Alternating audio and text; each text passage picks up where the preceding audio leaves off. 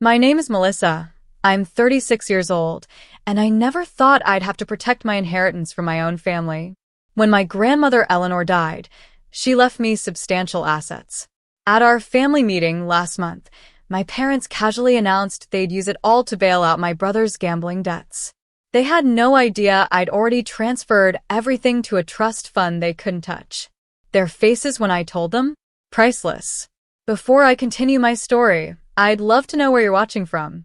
Drop your location in the comments, hit that like button, and subscribe if you want more stories about standing up to family manipulation. Trust me, what happened next will show you exactly why setting boundaries with family is sometimes the most important thing you can do. The text from my mother came on a Tuesday afternoon while I was finishing up with a client at my financial advisory firm in downtown Chicago. Family meeting this weekend. Important matters to discuss. Be at the house by 3 p.m. Saturday. No further explanation, no context, just the usual Martha Brooks command performance. I felt that familiar knot form in my stomach. In our family, important meetings had always been code for Bradley needs something and you need to help. My younger brother had been the golden child since childhood, with my parents rushing to solve every problem he encountered, while I was expected to be the responsible, self-sufficient one who would ultimately clean up everyone's messes. Another family emergency? Veronica asked, leaning against my office door frame. My best friend since college, and now my business partner, she could read my expressions better than anyone. Apparently, I sighed, showing her the text. Want to bet it's about Bradley again? No bet, she laughed dryly. What is it this time? Another failed business venture? Divorce number 3? Tax problems? I rubbed my temples, feeling a headache forming. I don't know, but it's important enough for a formal summons. What made this timing particularly suspicious was that it had been 18 months since my grandmother Eleanor had passed away. Grandma Eleanor had been my rock, the one person in the family who truly understood me. While my parents doted on Bradley, she had taken me under her wing, teaching me about financial independence and self-respect. Her estate was substantial, a beautiful historic property in Vermont, a diverse investment portfolio she'd built over decades, and a collection of family heirlooms including jewelry that dated back generations.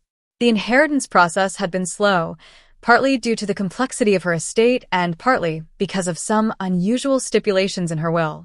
But the final distributions were scheduled for next month, and suddenly my parents wanted an important family meeting. You know, Veronica said carefully, I've been hearing some things about Bradley through the grapevine. Cassandra at the investment firm mentioned seeing him at the Riverfront Casino several times last month. That caught my attention. Bradley's gambling again?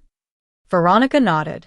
Apparently, he's been there almost every night, and not at the small stakes tables. A chill ran through me. Bradley had struggled with gambling in his 20s, burning through his trust fund before our parents bailed him out. He'd supposedly gotten it under control, but addiction rarely just disappears. That evening, instead of preparing for my client meetings the next day, I found myself digging through old family financial documents. As both a financial advisor and the only family member with any actual financial sense, I had copies of most of the important family papers. Grandma Eleanor had insisted on it. What I discovered in those financial records changed everything. By the time I walked into that family meeting, I was 10 steps ahead of their plan to rob me blind. Growing up in the Brooks household meant understanding your role early. Mine was to be the responsible, level-headed daughter who never caused trouble. Bradley, 2 years younger, was the charming son who could do no wrong. When I got straight A's, my report card would be acknowledged with a nod. When Bradley managed to get CS instead of DS, there would be celebrations and rewards. You don't need the praise, Melissa, my mother would say. You're naturally good at school. Bradley has to work harder. This logic extended to everything. I didn't need attention because I was self-sufficient. Bradley needed constant support because he struggled. My salvation came in the form of my grandmother Eleanor, my father's mother. A widow who had managed her late husband's manufacturing business for 20 years after his death, she recognized something in me that my parents overlooked. You have a head for numbers and a strength they don't see, she told me during one of our weekend visits when I was 12. They're so busy looking at what Bradley needs that they don't see what you have to offer. Grandma Eleanor became my mentor. While my parents took Bradley to sports games and movies, she took me to her investment advisor's office and taught me how to read financial statements. When I turned 16, she helped me open my first investment account with money I'd earned tutoring classmates. Financial independence is freedom, she would say. Learn to manage money, and you'll never be at anyone's mercy. I took her lessons to heart, majoring in finance at Northwestern and going on to get my MBA and financial advisor certifications. Meanwhile, Bradley dropped out of 3 different colleges before our parents finally stopped paying tuition. Instead, they funded a series of business ventures. A sports bar that closed within 8 months, an app development company that never developed a single viable product, and a luxury car rental service that somehow lost 6 figures before folding. After each failure, there would be a family meeting. My parents would explain how Bradley just needed one more chance, and how families should support each other. These meetings inevitably ended with my parents restructuring family assets or taking out loans against their property to bail Bradley out. "Your brother has big dreams," my father Richard would say defensively when I questioned these decisions. "He's just had bad luck." It wasn't luck, it was incompetence combined with entitlement. Bradley expected success without work and rescue, without consequences. The pattern continued into our 30s. I built a successful financial advisory practice, got married to Nathan, a software developer who saw through my family's dynamics immediately, and eventually divorced when our careers pulled us in different directions. Through it all, I maintained my financial independence, just as Grandma Eleanor had taught me. Bradley, meanwhile, cycled through jobs, relationships, and money as if they were disposable. By 34, he had 2 failed marriages, multiple credit card defaults, and a reputation in Chicago business circles as someone to avoid partnering with. When Grandma Eleanor became ill with cancer 3 years ago, I was the one who moved her into my guest room and coordinated her care. My parents visited occasionally, and Bradley showed up exactly twice, both times asking her for money while she was on her deathbed. During one of her final lucid days, Grandma Eleanor held my hand and told me something I would never forget. "I've arranged things to protect you, Melissa," she whispered, her once strong voice now frail. "The bulk of my estate will come to you. Not because I love you more, but because you're the only one who understands its value beyond just money." She made me promise to use the inheritance thoughtfully, to maintain the Vermont property where 4 generations of our family had spent summers, to continue the charitable foundation she'd established, and to preserve the family heirlooms for future generations. "Your parents won't understand my decision," she warned. "They'll try to convince you to share everything equally, regardless of the consequences. Stand firm." After she passed, the initial reading of the will had gone exactly as she predicted. My parents were shocked to learn that while they received some specific bequests, and Bradley got a modest trust that could only be accessed for education or starting a legitimate business, with trustee approval, I was the primary beneficiary. "There must be some mistake," my mother had said to Calvin Spencer, Grandma's attorney of 30 years. "Eleanor wouldn't have wanted to create division in the family like this." "Mrs. Brooks, I assure you, Eleanor was quite clear about her wishes," Calvin had replied firmly. She revised this will 3 times in her final year to ensure it precisely reflected her intentions. In the 18 months since, there had been constant pressure. Subtle comments at family dinners about what Grandma would have wanted. Emails with links to articles about siblings sharing inheritances equally. Pointed questions about when the estate would be settled. I had maintained my boundaries politely but firmly, honoring my promise to Grandma Eleanor. The Vermont property was being restored according to historical preservation standards. The investment portfolio remained intact, with the specified portions of earnings going to the foundation. The family heirlooms were being properly cataloged and insured. Nathan had called me just last week, one of our occasional check-in conversations since the divorce. "How's the inheritance situation?" he'd asked. "Still getting pressure from the vultures?" "Nathan," I'd admonished, though I couldn't help laughing. "They're still my family." "Family doesn't try to separate you from what's rightfully yours," he'd replied. "Your grandmother knew exactly what she was doing. She was protecting her legacy from their mismanagement. After hanging up, I'd reflected on how right both Nathan and Grandma had been. Just last month, I discovered that my parents had somehow accessed information about the estate accounts that they shouldn't have had. Small inconsistencies in statements, questions they asked that revealed knowledge they shouldn't possess. Something wasn't right, and with the family meeting looming, I needed to find out what was really going on. The day after receiving my mother's text, I called Calvin Spencer's office and scheduled an urgent appointment. Calvin had been my grandmother's attorney for decades and was serving as the executor of her estate. If anyone knew what was happening behind the scenes, it would be him.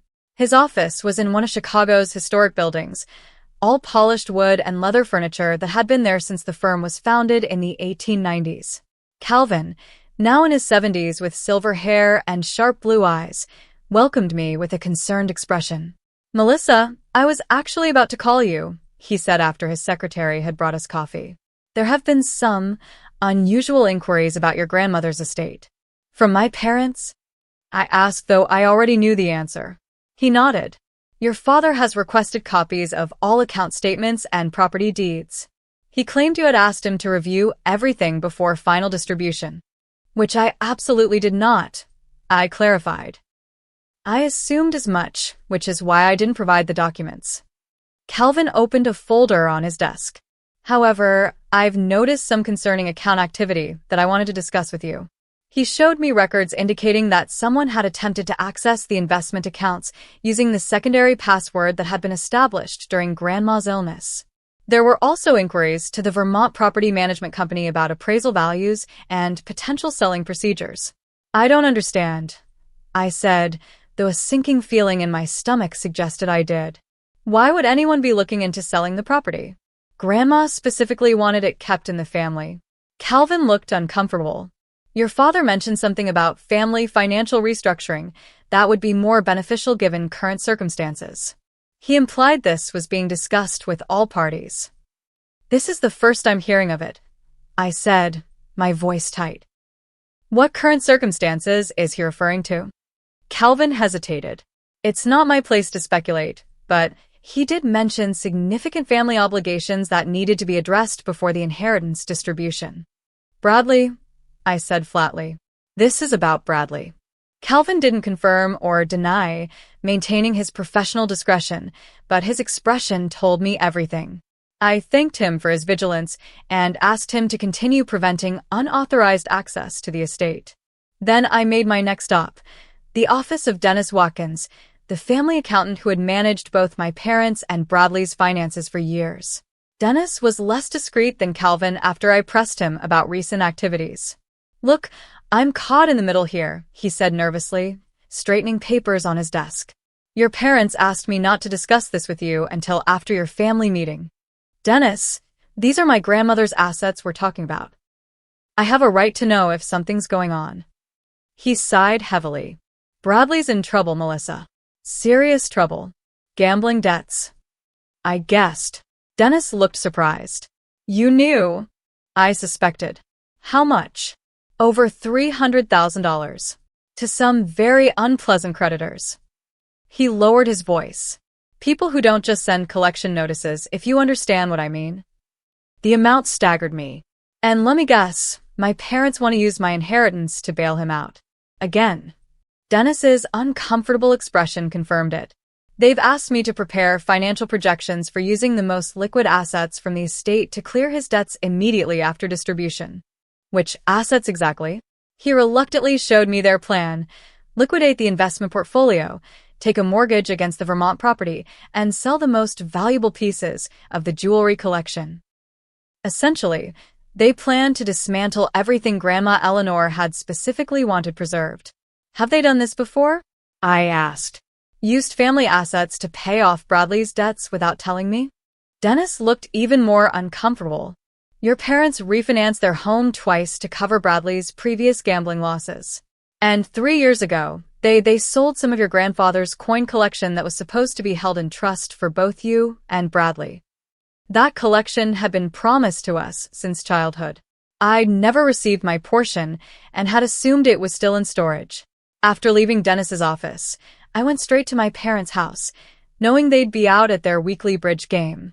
I still had a key from when I would check on the place during their winter trips to Florida. What I was about to do wasn't strictly ethical, but I needed to know the truth. In my father's home office, I found folders labeled Family Trust Restructuring containing draft documents for a new family trust that would consolidate all of Eleanor's assets under my parents' control as trustees. Another folder held emails between my father and a different attorney, not Calvin, discussing how to challenge certain provisions of Grandma's will if necessary. Most damning was an email exchange between my parents discussing their strategy. Melissa will resist at first, but once we explain Bradley's situation, she'll come around. She always does. My mother had written. My father's response: if she doesn't, we can proceed with Plan B. The important thing is getting access to those assets before Bradley's creditors take more drastic action. Once everything's in the family trust, we can distribute as needed. There was in black and white. They were planning to use emotional manipulation to get me to hand over my inheritance, and if that didn't work, they had a Plan B that involved legal maneuvers to seize control. I photographed the crucial documents with my phone, and I carefully replaced everything exactly as I'd found it. As I drove home, I mentally cataloged what was at stake. The Vermont property that had been in our family for 4 generations, the stock portfolio worth nearly $2 million that Grandma had built meticulously over decades, and the jewelry collection that included pieces from the 1890s that had been passed down through the women in our family. All of it would be liquidated to pay off Bradley's gambling debts if my parents had their way. And once those assets were gone, they would be gone forever. The family legacy Grandma Eleanor had entrusted to me would disappear. By the time I reached my condo, hurt and betrayal had given way to cold determination. They thought I was the same passive daughter who would sacrifice everything for family harmony. They had no idea who they were dealing with now. The morning after discovering my parents' plan, I contacted Diana Roberts, a trust attorney I knew through professional circles. Diana specialized in asset protection and had a reputation for creative but impeccable legal strategies. Her office was sleek and modern, a sharp contrast to Calvin Spencer's traditional space, reflecting her contemporary approach to wealth protection. "Let me make sure I understand," Diana said after I explained the situation. "Your grandmother left you these assets in her will. The estate is in final probate, and your parents are planning to pressure you into putting everything into a family trust they control, so they can use it to pay your brother's gambling debts." "That's exactly right," I confirmed. "And they have a Plan B that seems to involve challenging the will if I don't cooperate." Diana's expression hardened. "They don't have legal grounds to challenge a properly executed will simply because they don't like the distribution. But they could potentially cause delays and complications, especially if they're willing to make false claims." "What are my options?" I asked. "The strongest approach would be creating an irrevocable trust before they can act," she explained. "Once assets are in an irrevocable trust with you as both grantor and beneficiary, they're protected from exactly this kind of family pressure. Your parents would have no legal means to access them." "How quickly can we set that up?" Diana checked her calendar. "I can have the documentation ready by tomorrow afternoon.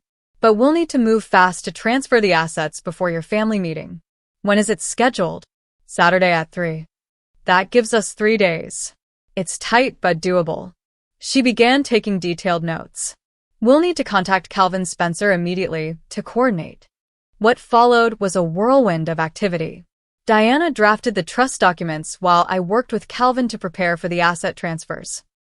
The process was complex, requiring different approaches for each type of asset. For the investment portfolio, we needed to establish new accounts in the name of the trust and execute transfer instructions. For the Vermont property, we needed to prepare and file a new deed.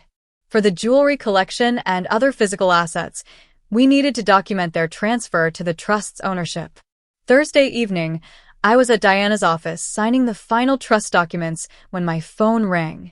My mother's name flashed on the screen.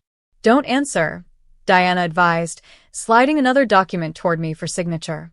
I silenced the call, but moments later a text appeared. "Why were you asking Dennis about Bradley's finances?" "We agreed to discuss everything at the family meeting." Please don't make this more difficult than it needs to be. I showed Diana the message. They know I'm onto them. All the more reason to finish this tonight, she said firmly. Let's complete these signatures. By Friday afternoon, the investment accounts had been successfully transferred to the trust. Calvin had expedited the property deed filing for the Vermont house. The final step was retrieving the jewelry collection from the safety deposit box at my parents' bank. This was the riskiest part of the plan. The box was in my name, but it was at the bank my family had used for generations, where the staff knew my parents well. If someone mentioned my visit to them, they might realize what I was doing. As the bank manager led me to the vault, my heart pounded. The safety deposit box contained not just jewelry, but also small family heirlooms that Grandma Eleanor had specifically wanted me to have. Her mother's silver compact, the pocket watch that had belonged to her father, and a collection of handwritten family recipes dating back to the 1880s. As I opened the box and saw the familiar blue velvet jewelry pouches, I felt a wave of emotion. I carefully unwrapped the emerald necklace that Grandma had worn on special occasions, remembering how she had placed it around my neck on my college graduation day. This will be yours someday, she had said. Not just as jewelry, but as a reminder of the women in our family who made their own way. Now I was ensuring that her wish would be honored. I signed the necessary documentation to remove all items from the box, placed everything in my bag, and left the bank without incident. By Friday evening, I met with both Calvin and Diana to verify that all assets were secure in the irrevocable trust. The timing had been perfect. Everything was officially transferred less than 24 hours before the family meeting. Your grandmother would be proud, Calvin said, a rare smile crossing his usually formal features. She always said you had a backbone of steel when it mattered. What should I expect tomorrow? I asked them both. They'll be shocked, then angry, Diana predicted. They might threaten legal action, but there's nothing they can actually do. The trust is ironclad. Just remember, Calvin advised, keep your emotions in check no matter what they say. The moment this becomes about family feelings rather than legal rights, they'll try to manipulate you. That night, I barely slept, rehearsing what I would say and how I would respond to their inevitable arguments. By morning, I felt calm but alert, like a chess player who had anticipated her opponent's moves several turns in advance. As I drove to my parents' suburban home that afternoon, I thought about all the previous family meetings where I had acquiesced to maintain peace. All the times I had put Bradley's needs before my own because it was expected. How different today would be. I parked in the driveway of the colonial-style house where I'd grown up, noting that Bradley's new Audi was already there. Apparently, his gambling debts hadn't affected his car choices. Taking a deep breath, I gathered my documentation folder and walked to the door, ready for whatever came next. The heavy oak door of my childhood home swung open before I could even ring the bell. My mother stood there in her powder blue cardigan and pearls, the picture of suburban maternal perfection. Melissa, finally.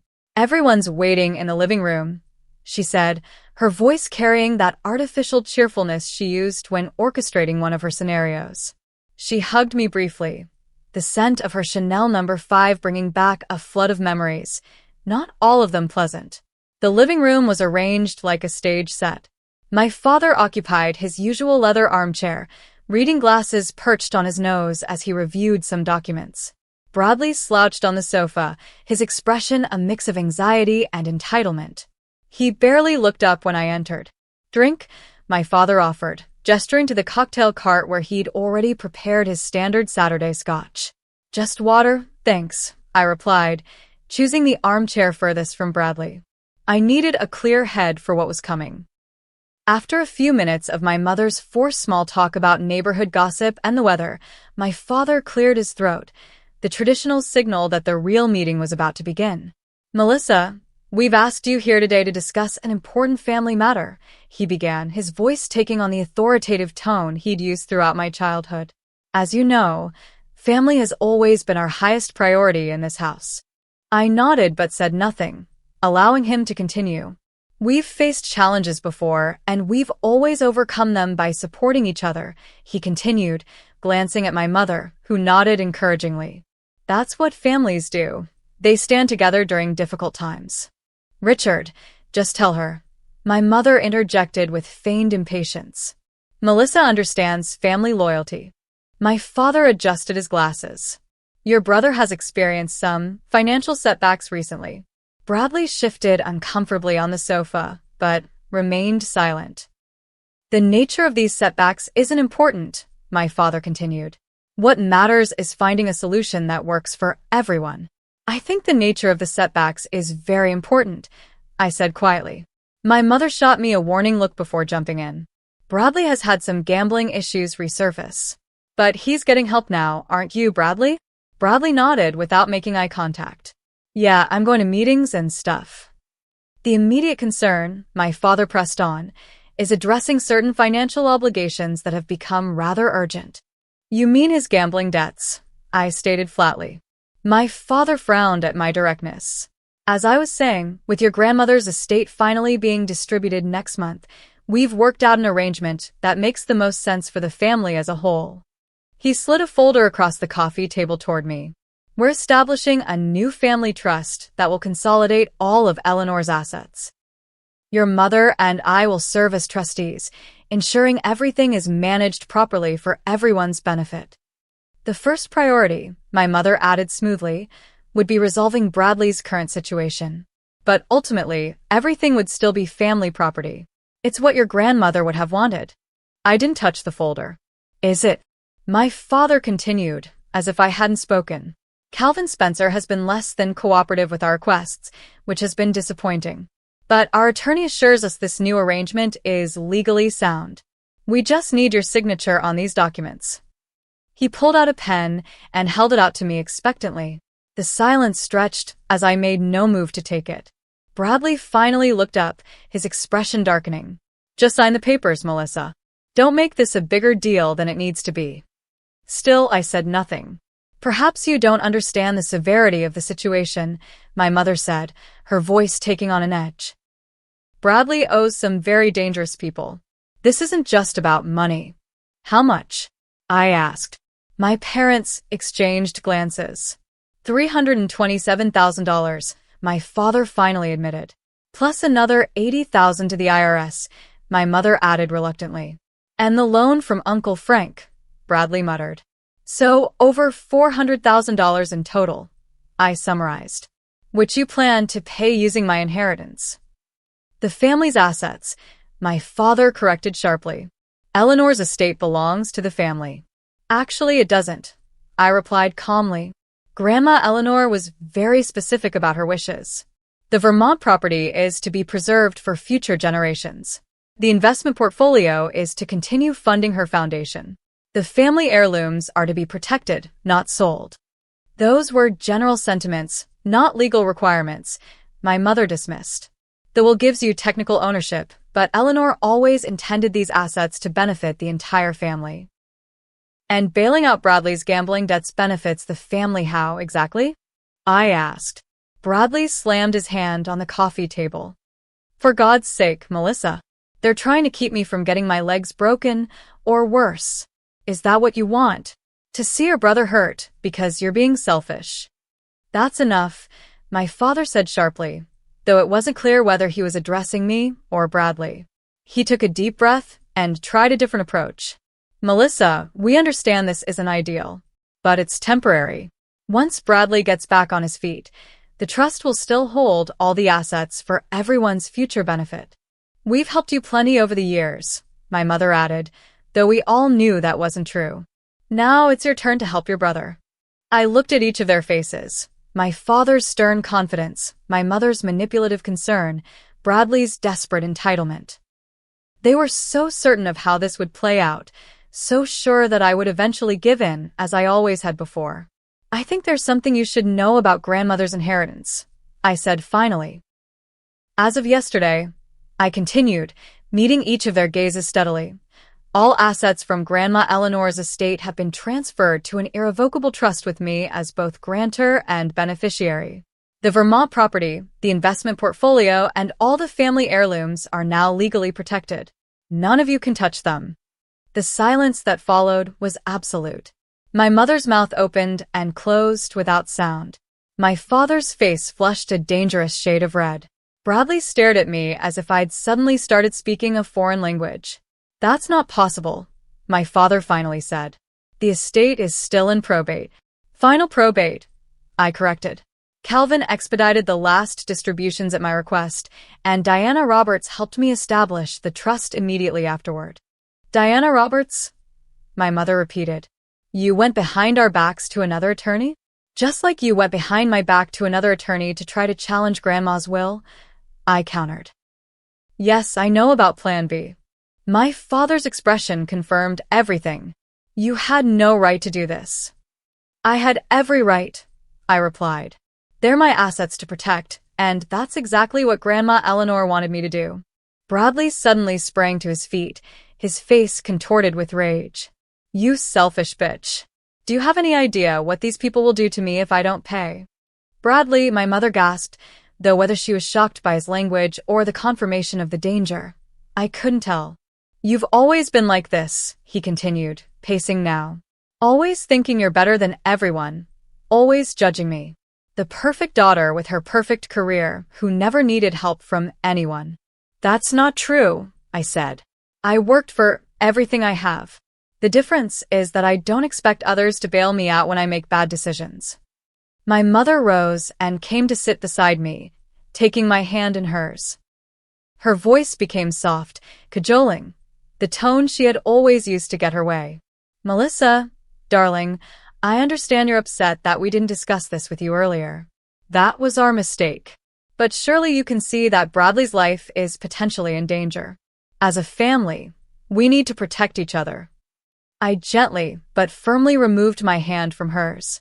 I agree that Bradley needs protection from himself and from your enabling. This has to stop. You have no idea what you're talking about, my father interjected. Bradley has a disease. Addiction is an illness, not a choice. I know that, I replied. And the appropriate response to illness is treatment, not financial bailouts that allow the behavior to continue. We can fight this in court, my father threatened, lawyer mode fully engaged now. You've violated the spirit of your grandmother's will. No, I've honored it explicitly, I corrected. And you're welcome to challenge the trust in court, but Diana assures me it's ironclad. All you'll accomplish is spending more money on legal fees that could be better used solving the actual problem. Bradley had moved to the window, his back to us, shoulders rigid with tension. Easy for you to say. You're not the one who'll be dealing with Vinny and his guys. Who exactly did you borrow from, Bradley? I asked. He turned, his expression a mix of defiance and fear. Does it matter? Money's money. It matters if they're loan sharks or worse, I replied. That's not just gambling. That's getting involved with criminals. Don't be so dramatic, my mother interjected. Bradley borrowed from some private lenders when the banks wouldn't help. It's not ideal, but it's not organized crime. The way she avoided my eyes told me she was lying. This isn't getting us anywhere, my father said, his tactical mind clearly searching for a new angle. Melissa, the trust may be irrevocable, but as the beneficiary, you can still direct distributions. You can choose to help your brother without dismantling the entire structure. That's true, I acknowledged. But I won't be doing that. Then you're choosing to put property and money above your own brother's safety, my mother said, her voice hardening. I never thought you could be so cold. I'm choosing to end a destructive pattern, I corrected her. One that you and Dad have enabled for decades. Don't you dare blame us for this, my father said, his voice rising. We've done everything possible to help both our children succeed. No. You've done everything possible to protect Bradley from consequences, which is very different from helping him succeed. I stood up, gathering my purse.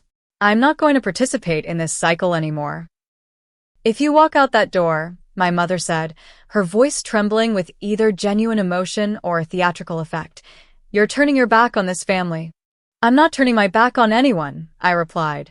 I'm just refusing to set myself on fire to keep everyone else warm.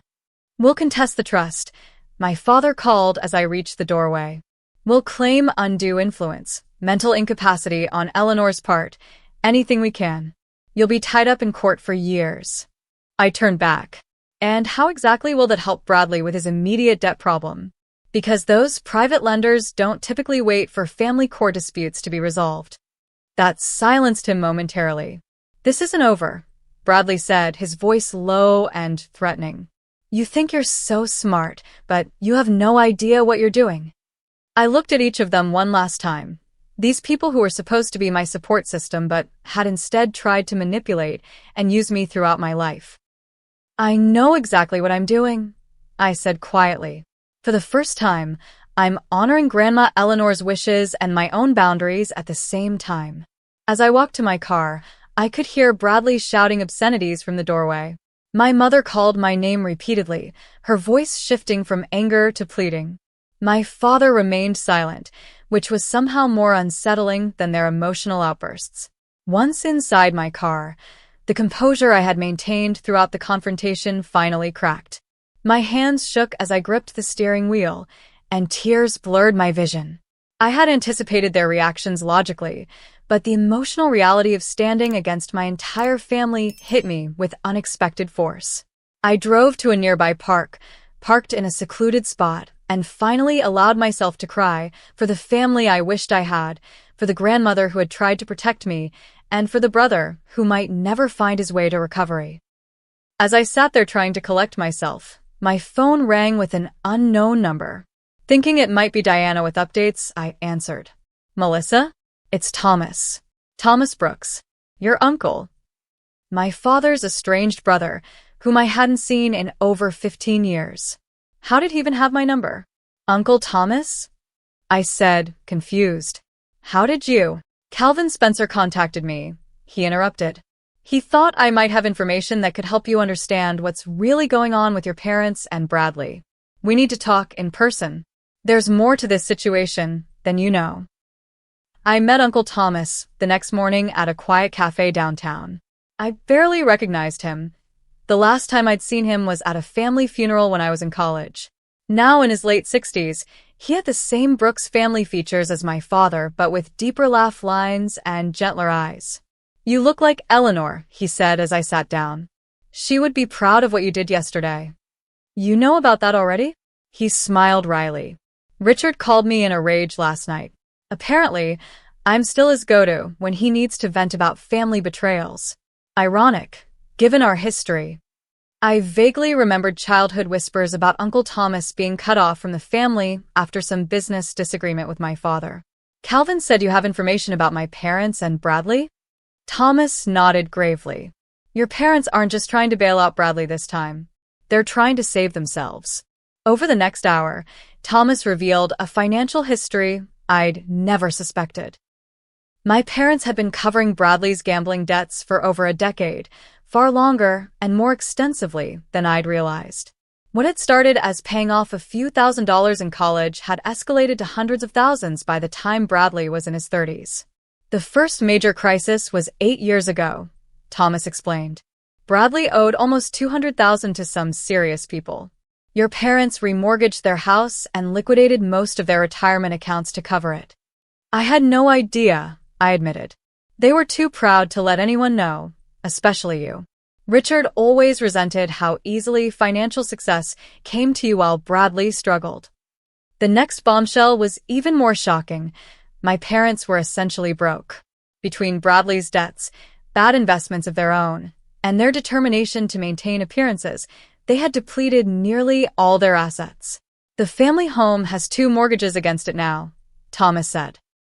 "Richard's law practice has been losing money for years. Most of his clients moved to younger firms with more modern approaches. They've been living on credit cards and home equity lines while waiting for Eleanor's estate to solve everything. But why didn't they just tell me the truth? I would have helped them, not with Bradley's gambling debts, but with their own financial situation." Thomas smiled sadly. "Bride. Control. Richard has always needed to be the provider, the patriarch, admitting financial failure to his daughter, who excels in finance. He couldn't do it." Thomas then handed me a folder containing bank statements, property records, and loan documents, evidence he had gathered over the years as he watched the family spiral from a distance. "Why are you showing me this now?" I asked. "Because unlike Richard and Martha, I think Bradley can still be saved, but only if the enabling stops completely. His expression hardened.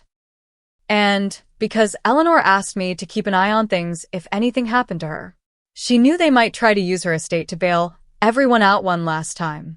Armed with this new understanding, I arranged another family meeting, this time on my terms at my condo, with Calvin and Diana present. My parents arrived looking defensive. Bradley came separately, appearing exhausted and defeated. Before we begin, I said once everyone was seated, I want to make something clear. This meeting isn't about negotiating access to Grandma Eleanor's assets.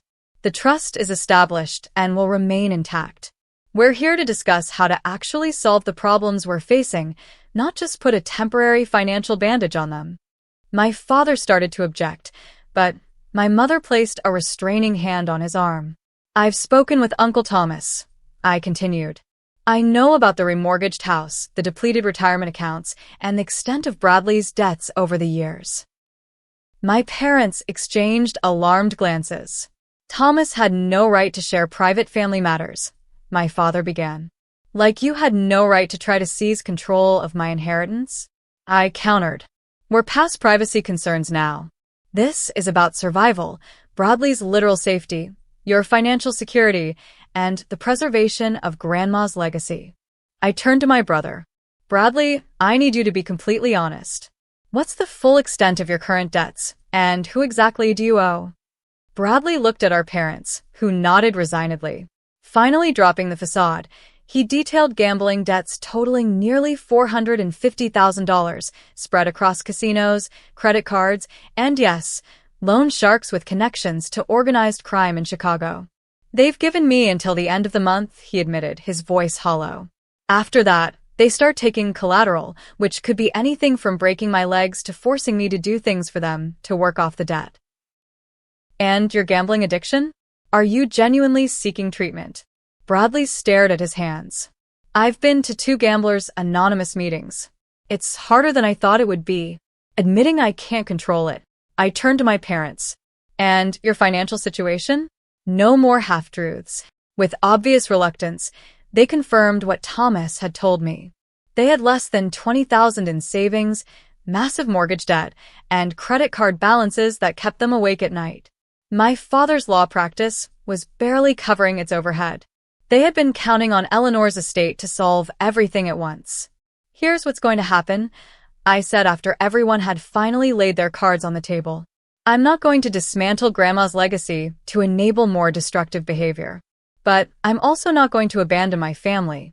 I outlined a 3-part plan. First, Bradley would enter a residential treatment program for gambling addiction, fully paid for from my personal savings, not the trust. But his continued support would be contingent on his full participation in recovery. Second, I would help my parents develop a financial recovery plan, including possible downsizing, restructuring my father's practice, and legitimate debt consolidation. Again, I would provide some personal financial assistance, separate from the trust. Third, we would address Bradley's debts strategically, negotiating with legitimate creditors for payment plans and working with appropriate authorities to handle the loan sharks. I would contribute to legitimate debt repayment, but only after treatment was underway and only for documented debts. This is conditional assistance, I emphasized. I'm helping with recovery, not enabling continued destructive patterns. If anyone returns to old behaviors, the support stops immediately. You're in no position to dictate terms to us, my father began, but my mother interrupted him. Richard, stop. Just stop. Her voice was tired but clearer than I'd heard it in years. Melissa's right. We've been handling this all wrong for too long. Bradley looked up, surprise registering on his face at our mother's words. We've failed you, Bradley, she continued, tears forming. Not by refusing to pay your debts, but by always paying them. By never requiring you to face consequences. It was the first genuine moment I could remember witnessing between them. Over the next 3 hours, we hammered out details with Calvin and Diana's help. My parents agreed to financial counseling and transparency. Bradley committed to the treatment program, starting the following week. We established clear boundaries and expectations for everyone. As they prepared to leave, Bradley hung back, waiting until our parents had gone outside. "I don't deserve your help," he said quietly. "This isn't about deserving," I replied. "It's about family helping each other in ways that actually promote healing, not harm." He nodded, understanding passing between us perhaps for the first time in our adult lives. The following week, I drove Bradley to the treatment center, a respected facility outside the city.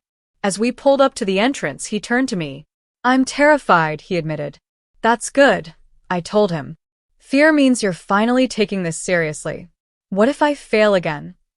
"I considered this carefully. Then you'll have to find the courage to try again. But this time, you'll do it knowing that I'm supporting your recovery, not your addiction. There's a difference." As I watched him walk into the facility, I felt something I hadn't expected. Hope. Not certainty, but possibility. It was a beginning. 6 months later, I stood on the wide porch of the Vermont property, watching autumn leaves drift across the lawn. Grandma Eleanor had always said fall was when the house looked its most beautiful, with the red maple trees framing the white colonial structure against the mountains beyond. The restoration was nearly complete. I'd honored Grandma's wishes by working with historical preservation experts to maintain the property's original character while updating the essential systems. This weekend was my first day since the work had been finished. My phone buzzed with a text from Veronica. "How's the solitude treating you? Ready for visitors yet?" I smiled as I replied, "Maybe next weekend." Still processing everything. And there was much to process. The past 6 months had been a journey of establishing new boundaries and rebuilding relationships on healthier terms. Bradley had completed the 90-day residential program and was now living in a transitional recovery house while attending daily GA meetings. He had secured a job at a local garden center, modest work compared to his previous business ventures, but steady and stress-free. Most importantly, he was taking responsibility for his recovery one day at a time. My parents had made changes too, though not without resistance. They had finally sold the too-large family home and moved to a comfortable condo. My father had merged his struggling practice with a younger firm where he now worked reduced hours as an of-counsel attorney. Their finances were still tight, but they were no longer drowning in debt. Our relationships remained fragile. There were still tense moments and old patterns that threatened to resurface. But there was also new honesty between us all. My parents had stopped pretending everything was perfect, and I had stopped expecting them to be different people. "You've changed them," Veronica had observed during our last lunch. Standing firm actually forced them to grow. "They changed themselves when they ran out of alternatives," I had corrected her. "I just refused to be the alternative this time." Now, sipping coffee on the porch that had witnessed 4 generations of family gatherings, I reflected on what this inheritance truly meant. Yes, there were the material assets, the property, the investments, the heirlooms. But Grandma Eleanor had left me something far more valuable, the courage to establish boundaries and the wisdom to recognize the difference between helping and enabling. A car appeared on the long driveway, unexpected but instantly recognizable. Nathan's blue Subaru. We had been in more regular contact lately, our friendship rekindling now that the wounds of our divorce had healed. "Hope you don't mind the surprise visit," he called as he got out of the car. "I was driving to Burlington for a conference and remembered you were here." "Perfect timing," I replied, genuinely pleased to see him. "Coffee's fresh." As we sat on the porch talking, I found myself sharing the full story of the past 6 months, something I hadn't done with anyone except Veronica. "I'm proud of you," Nathan said when I finished. "I always knew you had this strength in you. Your grandmother saw it too." "Sometimes I still feel guilty," I admitted. "Like I should have done more, sooner." "You did what you could when you were ready," he said simply. "That's all anyone can do." Later that afternoon, I received an unexpected call from Bradley. "Just checking in," he said, his voice steadier than it had been in years. 6 months clean today." "That's wonderful," I said, genuinely proud. "How are you feeling?" "Grateful. Scared sometimes. But mostly just present." He paused. "I wanted to thank you. Not just for the treatment, but for not giving up on me completely. You would have been justified if you had. That's not what family does, I replied. Real family holds each other accountable, but doesn't abandon each other. After we hung up, I went to the library, Grandma Eleanor's favorite room in the house. I had preserved it exactly as she had kept it, with the leather-bound books on the shelves and her reading chair by the window. From the desk drawer, I took out a small box containing the emerald necklace she had promised me on my graduation day. As I opened it, a folded piece of paper fell out, a letter I had never seen before, in Grandma's distinctive handwriting. My dearest Melissa, if you're reading this, then you've taken possession of the Vermont house and found this letter where I knew you would eventually look. I want you to know that I left you these assets not just because you were the only one who would protect them, but because you were the only one who understood their true value beyond money. Family legacy isn't about property or jewels. It's about values that endure. Courage, integrity, self-respect. You have all of these in abundance. There may come a time when Richard, Martha, and Bradley will try to claim what I've left you. Stand firm, not out of selfishness, but because sometimes the greatest gift we can give others is to stop protecting them from the consequences of their own choices. Whatever happens, remember that the most valuable inheritance I could give you isn't stored in bank vaults or property deeds. It's the strength I see in you, the strength to make difficult choices and to live with integrity even when it's painful. All my love, Grandma Eleanor. Tears blurred my vision as I carefully refolded the letter. She had known all along what might happen and had prepared me not just with assets, but with the wisdom to protect them.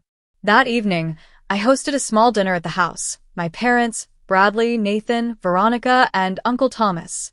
It was the first time we had all been together since the confrontation 6 months ago. There were awkward moments and old tensions just beneath the surface, but there was also laughter and genuine conversation.